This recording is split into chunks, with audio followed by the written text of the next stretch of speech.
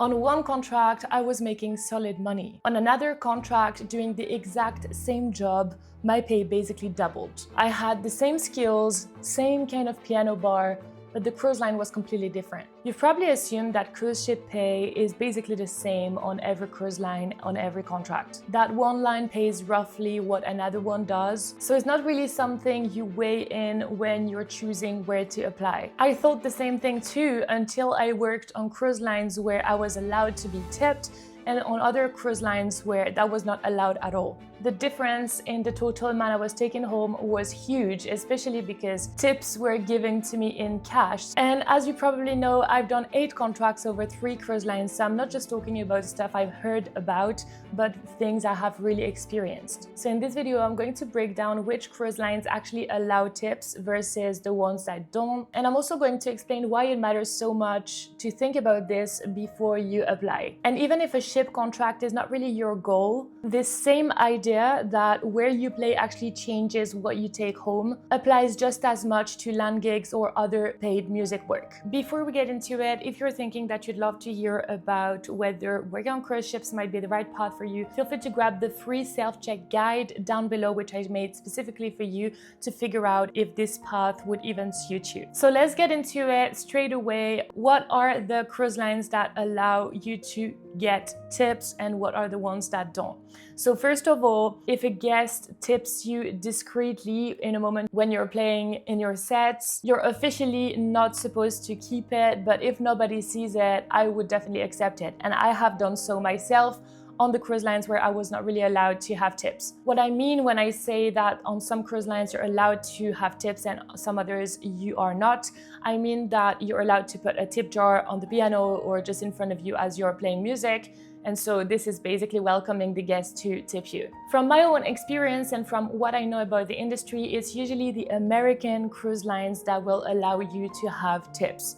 So I personally worked on Royal Caribbean where I was allowed to have a big tip jar, as you can probably see in some of the videos that I share. And that's the only cruise line where I was allowed to have tips. I worked with a French cruise line as well as an English cruise line, and on there I was not allowed to have tips at all, probably because they're European.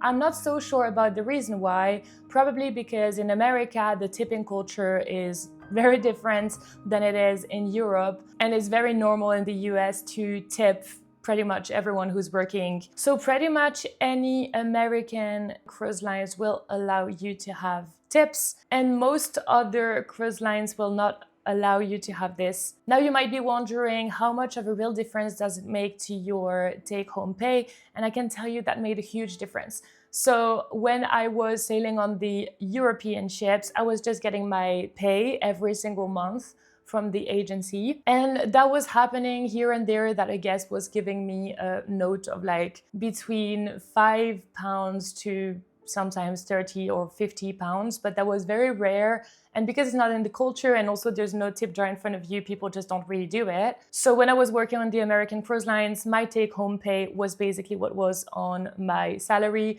the salary I accepted when I signed the contract. Now, when I worked on Royal Caribbean, this is when it's getting interesting. At first, we were sailing in Europe. So depending on where you're sailing, when you're on a ship, you're going to get more or less tips because the culture, again, and the nationality of the passengers really matter. When I was sailing in Europe, I was making some tips every day. On most days, I was getting tipped between $5 to $100 when I was sailing in Europe. It was happening at times that I was getting 0, but a lot of the time I was getting at least $5 or $10. However, when I was sailing in the US, I was making a lot more. I'd say on average it was between $50 to $300, and I had most nights averaging at $100 or $200. Now, if you're watching this and you're thinking that you'd love to know more about what it's like to be working on a cruise ship as a musician, how much do you get paid, what solo musicians actually earn, how long even is a contract, what you actually come home with, it's all broken down in the free guide that I created for you. It's an honest breakdown with a self-check, and it's free and it's in the description. You can grab it right now. So if you do the maths, you can see that this can pretty much double your take-home pay very quickly, especially if you're making more than $100 or $150 per night. So you might be wondering, if you are applying and about to sign a contract, should this tipping policy factor in your decision of where you want to work on cruise ships? And the decision is yes. So of course, when you're starting out, you might not have so much choice in terms of where you want to work, because the first contract is always the hardest to get. But as you get your first contract, or even at the start, if you have the right material, you might get multiple offers. And it happened to me a lot of times that I had a huge salary on one side and then a lower salary, but I knew it was an American cruise line and I knew I would be tipped on the ship. And so my salary could go from one time what it is to actually double what it is and what I actually take home. And so yes, this is definitely something you can ask the agent or the cruise line before you sign, whether tips are allowed. And it's definitely something you should take into consideration before you decide to work on a ship. The relationship with your work on the ship will also change whether tips are allowed or not, because when tips are allowed, you really want to play as much as possible. You want to do your job in the best way because you know you can make more money as you go. When you're not tipped, you don't really want to show up at times, you know, you're tired and you don't really want to play, and you know that whether you play on that night or not is not going to make a difference. So I personally really preferred getting tipped because it was giving me a reason to feel excited and motivated to give the best of what I could and to really create relationships with guests. And of course, like, I felt so rewarded when I was counting my money in my cabin in the evening after my sets. So especially if it's your first contract, I wouldn't overly focus on it, but it's definitely something you should take into consideration, because especially when you're starting out in this world, you're not really aware about tipping.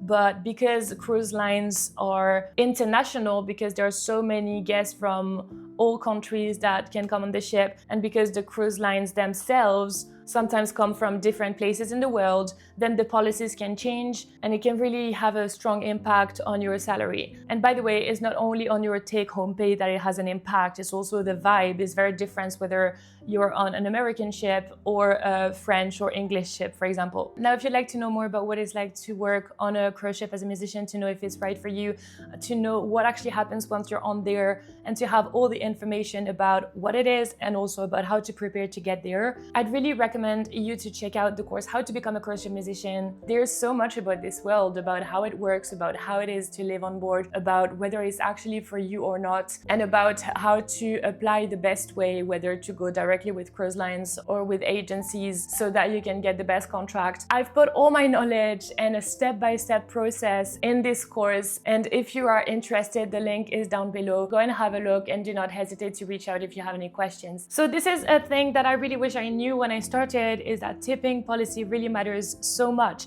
I worked for 2 years on an English ship where my pay was quite low and tips were not allowed. And once I moved to American ships, I was making triple or quadruple what I was making on this cruise line. And if I knew that before, I wouldn't have spent so much time on the English cruise line. So I would really recommend you to have a think about this. Getting tips also mean pushing hard every single night, so maybe getting tired and vocally, you know, emotionally, etc., because you're always 100% compared to when you're not getting tipped and where you can chill a little bit more. But definitely something to take into consideration. So thank you so much for watching the video. If you have any questions about tips or anything else about cruise life, feel free to leave a comment down below. Also, let me know that you've been watching until here. Do not hesitate to subscribe and to hit the notification bell down below if you are enjoying this kind of content and if you're curious about being a musician, getting paid well for it, or getting on cruise ships. And I thank you so much for your time, and I will see you in the next one.